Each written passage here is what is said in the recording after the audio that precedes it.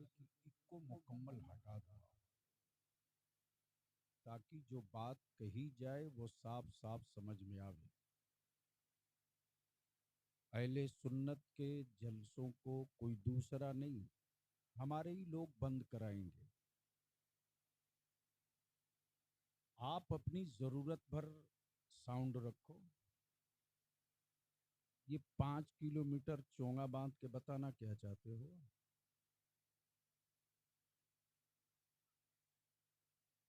यानी जब तक कान के पर्दे न फट जाएं तब तक मौलाना की तकरीर पूरी नहीं होती। चीख कर स्टेज पर मर जाने से कोई शहादत का दर्जा थोड़ी मिलना। मेहनत करो तो बात समझ में हमारे लोगों को आ सके कि हजरत कह क्या रहे। तो मैं सबसे पहले मुबारकबाद दूं कि आपने सरकारे पीराने पीर, ईमान वालों के दस्तगीर,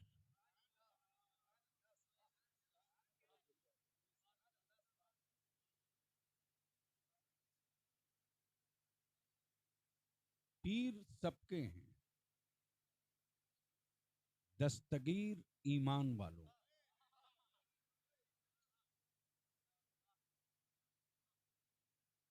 अब आप कहोगे कैसे?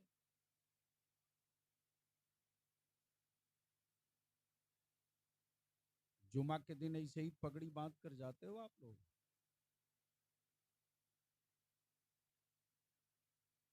5 वक्त तो मस्जिद में दिखोगे नहीं, और जलसा करके समझ रहे हो कि तुमने जन्नत खरीद ली है। इतनी कुटाई होगी कि सबका दिमाग ठंडा होगा। बलियाबी वो नहीं है कि कमेटी वालों की तारीफ करने के लिए पैदा हुआ है। मैं अपना समझता हूं तो बता रहा हूं। और इतनी मेहनत, इतना खर्च, इतनी लाइट, इतनी भाग दौड़ करके आपने बलियाबी को बुलाया है, तो कुछ मुस्तकबिल का, फ्यूचर का एजेंडा ले लो। बात बाकी चीख चिल्ला करके मरने के लिए तैयार रहो। संभल गए तो निखर जाओगे, नहीं संभले तो सिसकियां भरोगे। तो क्या इरादा है बलियावी की? कुछ कड़वी गुफ्तगू सुनने की हिम्मत है? कितने लोगों की? आप जबरदस्ती सबकी क्यों कर रहे हैं? आपकी बिरादरी है, क्यों हिम्मत नहीं है? कहाँ हाथ उठाया किसी ने?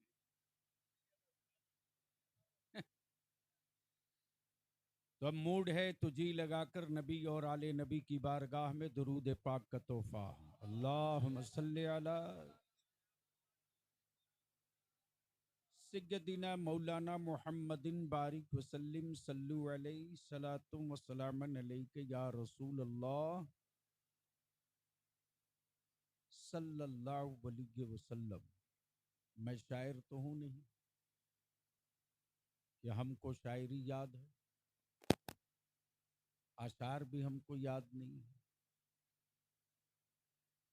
लेकिन इससे कोई दो राय नहीं कि मेरे आका की मदह सराई की खैरात दुनिया में भी मिली है, आखिरत में भी मिलेगी।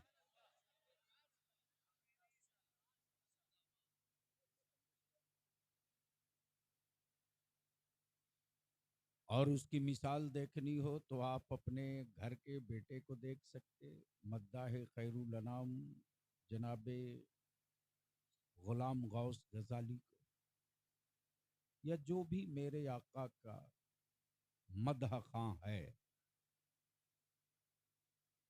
कोई नहीं पूछता कि ये बेटा किसका है, पोता किसका है, बिरादरी कौन सी है, रहने वाला कहाँ का।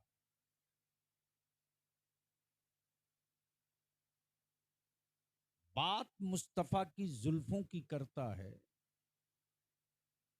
एहतराम और इज्जत की पलकों पर नबी के आशिक बैठा लिया करते हैं।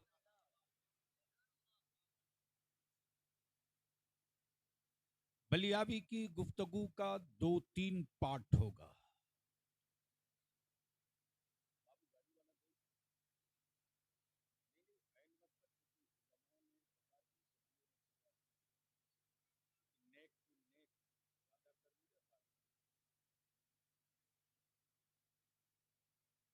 बैठ जाओ, बैठ जाओ। माशाल्लाह। उतरेंगे सीधे निकलते जाएंगे। Sensitive time. सिर्फ जलसों के लिए बलियावी जिंदा नहीं रखा गया है।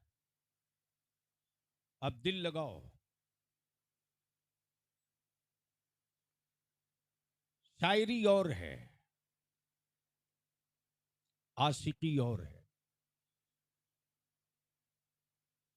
शायरी के लिए अल्फाज इकट्ठा करने पड़ते हैं। अहले इल्म की तवज्जो।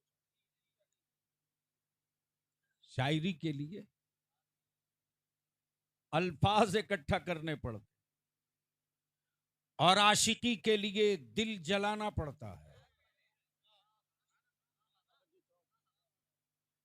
और जब किसी आशिके सादिक का दिल महबूब के जलवों में गुम होता है, तब कोई आला हजरत बनता है। और जो खुशबू निकलती है तो इस लहजे में कि कबाब आहू में भी न पाया, मजा जो दिल के कबाब में है।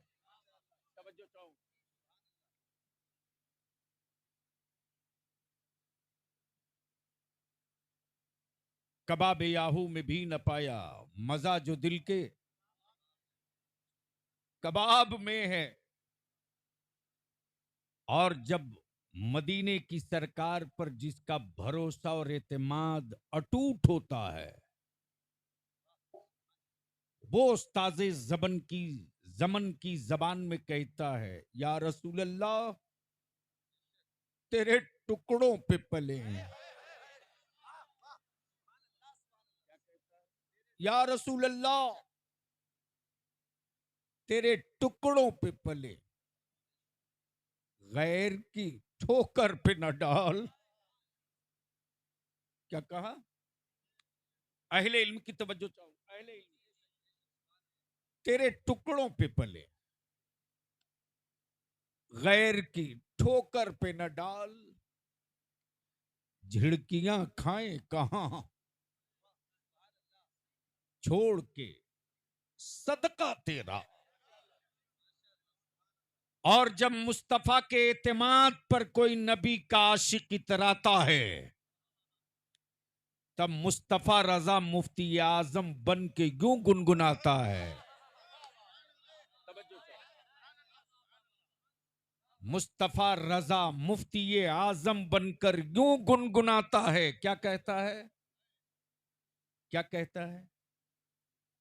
दिल लगा लो, दिल लगा लो, बोल दो, बोल दो, बोल दो, बोल दो, बोल दो, जोर से, जोर से।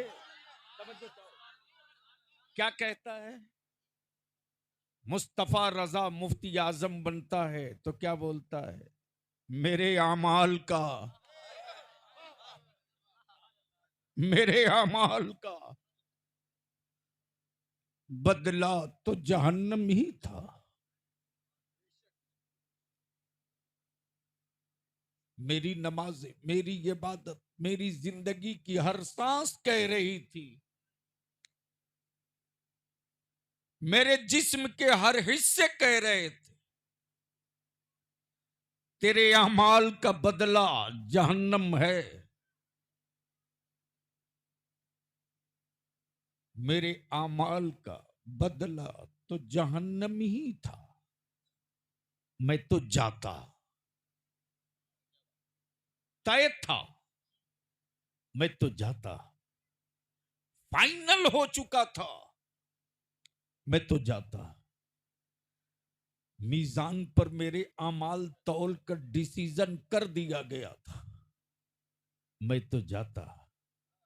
मेरे सरकार ने जाने न दिया।